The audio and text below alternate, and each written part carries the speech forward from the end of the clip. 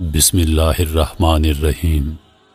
Rohal voice کے تمام دوستوں کو محبتوں بھرا سلام۔ امید کرتا ہوں آپ سب دوست خیریت سے ہوں گے۔ مراقبہ موت، میری روح نکل رہی ہے۔ ہمارے دنیا میں آتے ہی زندگی کا سفر شروع ہو جاتا ہے، لیکن اس سفر میں اگلا کون سا پڑاؤ ہے یہ کوئی نہیں جانتا۔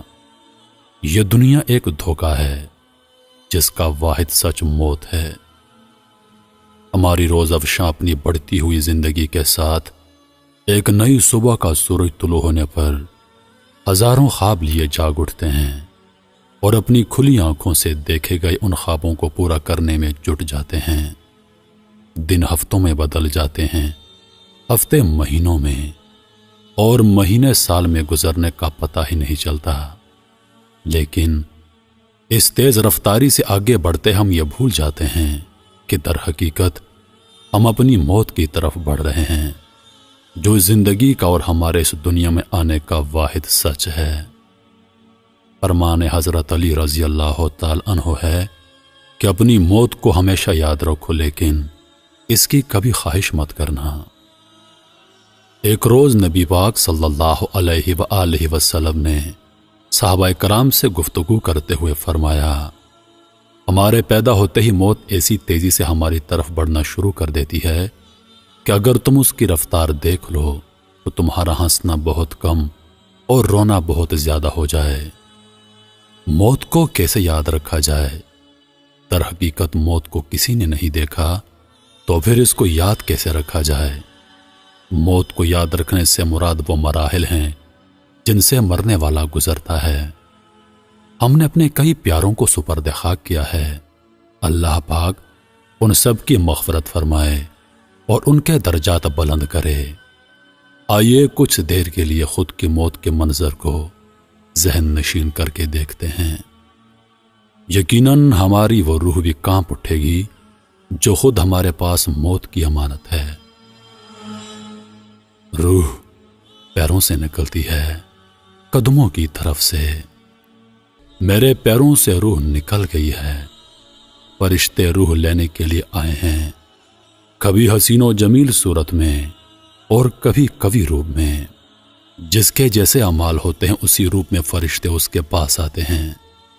اگر بندہ نیک ہو تو حسین روپ میں، اور اگر گنہگار ہو تو غضبناک ہو کر آتے ہیں۔ اب روح پیروں سے نکل کر ٹانگوں میں آ گئی، پنڈلیوں سے نکل کر گھٹنوں میں آ گئی۔ ابھی میرے سینے میں جان ہے، میری آنکھیں میرے جسم کے مرنے کا یہ منظر دیکھ رہی ہیں۔ وہ ٹانگیں جن پر نہ جانے کتنے سفر کیے، کاش یہ قدم نیکیوں کی طرف اٹھائے ہوئے ہوتے۔ آج وہ ٹانگیں مردہ ہو گئی ہیں اور میں کچھ نہیں کر سکتا۔ میرا دماغ ابھی کام کر رہا ہے، لیکن میں اپنے پیروں اور قدموں کو حرکت نہیں دے سکتا۔ اب روح نکلتے نکلتے ناف تک آ گئی، آدھا دھڑ روح سے خالی ہے۔ روح نکلتی ہوئی سینے میں آ گئی، سینے سے گلے میں اٹک گئی، اور اس طرح میری روح نکل گئی۔ میری آخری گھڑیاں تھیں، سبھی عزیز و اقارب میرے آس پاس موجود ہیں، وہ بھی جو مجھ سے پیار کرتے ہیں اور وہ بھی جن سے میں پیار کرتا ہوں۔ لیکن آج میرے کوئی کام نہ آیا، میری روح نکل گئی اور وہ سارے رو رہے ہیں۔ میں ان کی چیخو پکار کو سن سکتا ہوں، وہ چیخ چیخ کر میری ابدی نیند سے جگانے کی کوشش کر رہے ہیں۔ میری اولاد، بہن، بھائی مجھ سے لپٹ لپٹ کر رو رہے ہیں۔ کچھ دیر بعد میری آخری منزل کے سفر کی تیاری شروع ہو گئی۔ مجھے غسل دینے کے لیے تختے پر لٹایا گیا۔ پہلے میں خود نہاتا تھا اور آج مجھے نہلایا گیا۔ غسل کے لیے میرے کپڑے اتارے گئے اور میں سب کے سامنے بے لباس پڑا ہوں۔ میرے ہاتھ بے جان ہیں، میں خود کو چھپا بھی نہیں سکتا۔ کتنا بے بس ہے انسان۔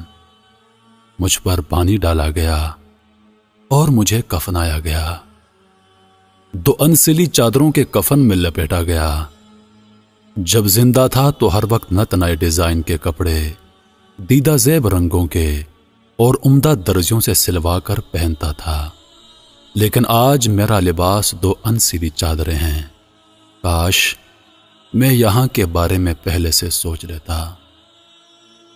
کفن دے کر میرا جنازہ میرے گھر سے اٹھایا گیا۔ میں تو خود چل سکتا تھا، میرے ماں باپ نے مجھے انگلی پکڑ کر چلنا سکھایا تھا، لیکن آج مجھے اٹھا کر لے جا رہے ہیں۔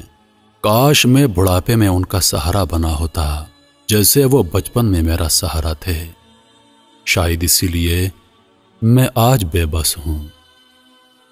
میرے اپنوں کو مجھے دفنانے کی جلدی ہے۔ اب ہمیشہ کے لیے میرے گھر آنا بند ہو گیا۔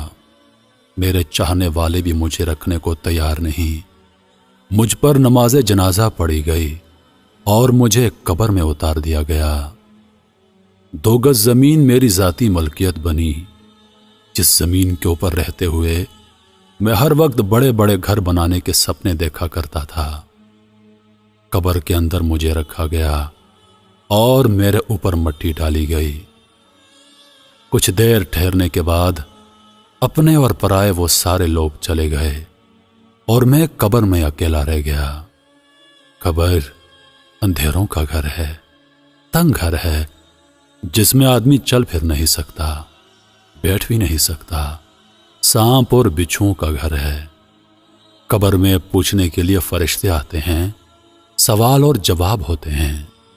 ایمان والے جنہوں نے صالح زندگی گزاری ہے وہ صحیح جواب دیتے ہیں، اور جنہوں نے اپنی زندگی کی گھڑیوں کو یوں ہی ضائع کر دیا وہ غلط جواب دیتے ہیں۔ قیامت قائم ہو گئی، لوگ قبروں سے اٹھ گئے، اللہ کے سامنے پیشی ہے۔ اللہ قوی و قادر جس نے سب کو پیدا کیا، آج اس کی عدالت قائم ہے اور کسی کو بھی اس کی عدالت سے فرار حاصل نہیں۔ آج اس بڑی ذات کے سامنے پیشی ہے اور ہم سب لاجواب کھڑے ہیں۔ وہ پوچھتا ہے، میں نے تمہیں اپنی عبادت کے لیے پیدا کیا تھا، تمہارے لیے انبیاء کرام علیہ السلام بھیجے، نبی پاک صلی اللہ علیہ وآلہ وسلم کے ارشادات اور قرآن پاک کو بھیجا، لیکن ان سب کو سننے کے لیے تمہارے پاس وقت ہی نہ تھا۔ اے کاش میں نے دنیا بنانے والے کا مقصد جانا ہوتا، اے کاش میں نے دنیا سے دل نہ لگایا ہوتا، اے کاش میں اپنی زندگی میں اپنے گناہوں پر شرمندہ ہوا ہوتا، سر سجدے میں رکھ کر معافی کا طلبگار ہوا ہوتا، اے کاش یہ سر صحیح وقت پر جھکایا ہوتا تو آج یوں ندامت سے نہ جھکا ہوتا۔ افسوس، موت تو ہر کسی کو آئے گی، کسی کا وقت کم ہے دنیا میں اور کسی کا زیادہ، کسی نے آج مرنا ہے تو کسی نے کل، کسی نے یہاں پر ہمیشہ نہیں رہنا، ہر کسی نے اللہ کی طرف لوٹ کر جانا ہے۔ ہر کوئی قیامت کے روز اللہ کے سامنے جواب دہ ہوگا، بس اس یاد رکھنا ہی ہماری نجات کا سامان ہے۔ میرے دوستو، ہم کیوں بھول گئے کہ ہم نے مرنا ہے؟ خدا کی قسم مرنا ہے، آج نہیں تو کل مرنا ہے، ابھی نہیں تو اگلے لمحے مرنا ہے۔ کیا پتا اگلی ویڈیو تک میرا اور آپ کا ساتھ باقی نہ رہے، کیا پتا اگلی بار میں نہ رہوں، یا شاید آپ میں سے کوئی زندہ نہ رہے۔ ہم کیوں موت کو بھول گئے ہیں؟ ہم نے کیوں دنیا ہی کو سب کچھ سمجھ لیا ہے؟ اللہ پاک بار بار فرماتا ہے، یہ دنیا دھوکے کی دنیا ہے، یہ دنیا کھیل تماشا ہے۔ اے اشرف المخلوقات، تمہیں اللہ پاک نے اپنی عبادت کے لیے پیدا کیا اور تم دنیا کے رنگینیوں میں مست ہو گئے۔ تم کیوں بھول گئے ہو کہ تم نے موت کی سختی برداشت کرنی ہے، تم نے موت سے گزرنا ہے، تم نے موت کا مزہ چکھنا ہے۔ تم اس موت کو کیوں بھول گئے جس کا سن کر انبیاء کرام علیہ السلام بھی کانپ جاتے تھے؟ اے انسان، اپنی موت کو کیوں بھول گئے ہو؟ تم کیوں بھول گئے کہ زندگی موت کی امانت ہے اور موت بے خبر ساتھی؟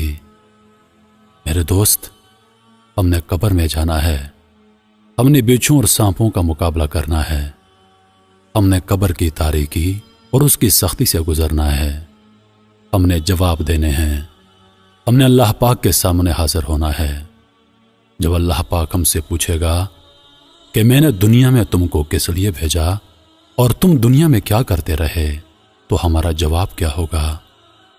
اللہ پاک کہے گا کہ میں نے تجھے قرآن دیا، نبی پاک صلی اللہ علیہ وآلہ وسلم کی زندگی کو تمہارے لیے نمونہ بنا دیا، لیکن تم یہودیوں کے پیچھے بھاگتے رہے، تم نصرانیوں کے پیچھے بھاگتے رہے، جبکہ میں نے تم کو منع کیا تھا کہ یہود و نصارہ تمہارے دوست کبھی نہیں ہو سکتے، تم نے کیوں اپنی زندگی ان کے راہ پر ڈال دی؟ عزیز دوستو، ہمارا جواب کیا ہوگا؟ ہم اس وقت کیا جواب دیں گے؟ اس زندگی میں ہمیں چونٹی کاٹتی ہے وہ ہم برداشت نہیں کر سکتے۔ ہمارا سامنا قبر میں بچھوں اور سانپوں سے ہوگا، ان کی سختی کو ہم کیسے برداشت کریں گے؟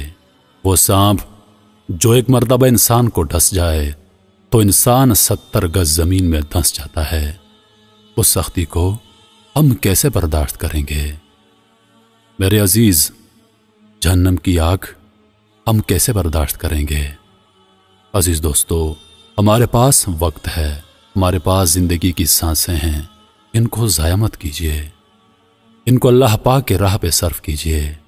یقین کیجیے، موت کا کچھ علم نہیں، کب میرا اور آپ کا ساتھ ختم ہو جائے، کب ہم میں سے کسی کو موت آ جائے، اس کا کسی کو کچھ علم نہیں۔ عزیز دوستو، جانے سے پہلے اتنا ضرور بتاتا چلوں کہ وقت نکال کر سوچے گا ضرور۔ آپ کی محبتوں کا شکریہ۔ اللہ حافظ۔